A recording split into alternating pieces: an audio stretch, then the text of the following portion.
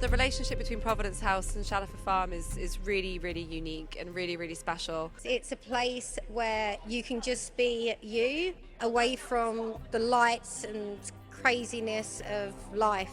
Providence House has been an organisation since 1963, and the work was founded by Elizabeth Braun, who started out just round the corner from Providence House. Miss Braun hired out a chapel to work on the Christian magazine she was doing publishing work for.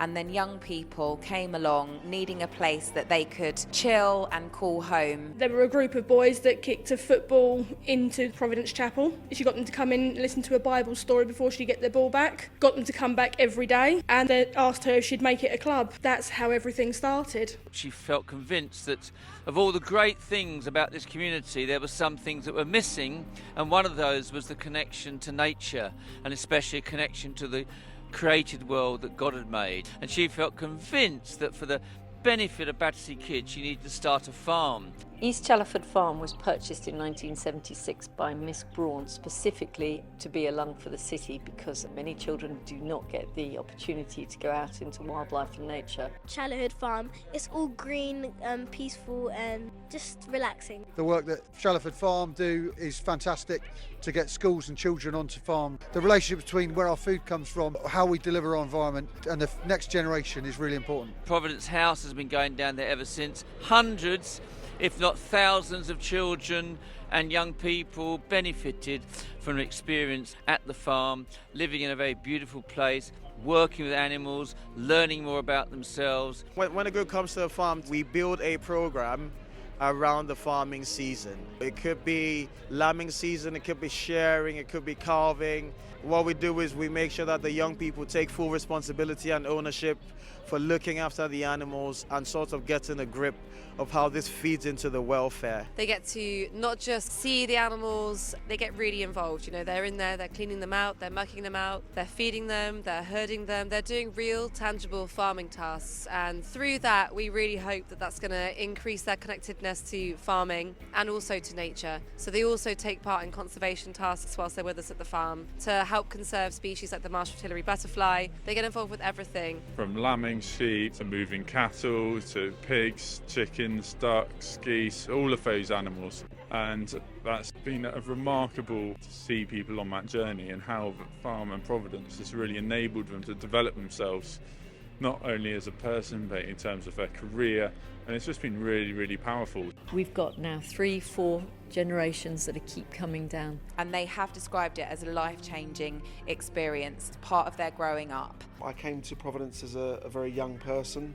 I found the farm hugely important for myself, for my own development. Even till this day, I bring my son, I've been there with my mum, my grandma. Yesterday, a woman came past that came to our Providence House Sunday School 30 years ago. She said, "Sue, I just want to say that you and Robert and Providence House have made such a difference to my life." I used to go to the farm with Providence House. It was amazing. I remember we went there for a week. It was probably one of the best weeks of my life. I was about 15. I remember we went down to the lakes. We played games. I remember going to the farm for the first time and how welcoming and wonderful Elizabeth Braun was. I just fell in love with the place and with the nature and with the faith and everything. My first trip to the farm was in 1978, age 13, and since then I've been a volunteer for Providence House. I've had 4 generations of my family go there.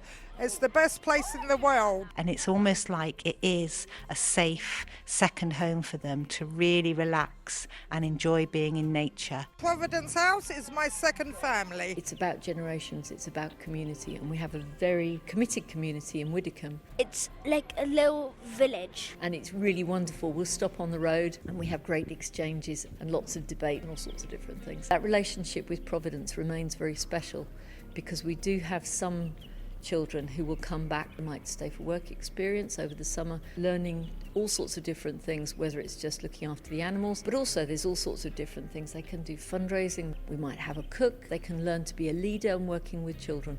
So there's a fascinating range of things. I've been coming there since I was 10 because I was walking past one day and lovely Robert, MBE, came out and said, "Would you like to come in?" And I've been here since. We run a work group that goes every 2 months to do maintenance on the farm of any job description. It's rewarding, it's fulfilling, it's restoring the values and the virtues of community. Best thing working with Shallowford is being able to reach much larger audience than we could ourselves. We take regular groups of young people and children on residentials where they can experience being out among the stars, going across the moors on walks, having adventures with one another, looking after the animals and learning what a working farm does. On the way to the farm is the excitement of the kids, seeing the joy in their face that they're doing something totally different what they didn't experience before, and just be themselves. The farm, it represents peace to me because there's not a lot of traffic like London. My favourite memory is seeing the piglets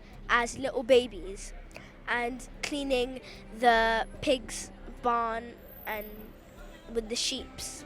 I think it's an incredible place, testimony to Miss Braund, the founder, and Rosemary Bird, who was a right-hand person who did it with her. We will be having a blue plaque put up at Providence House for Miss Braund to celebrate her life and the work that she has done in our community.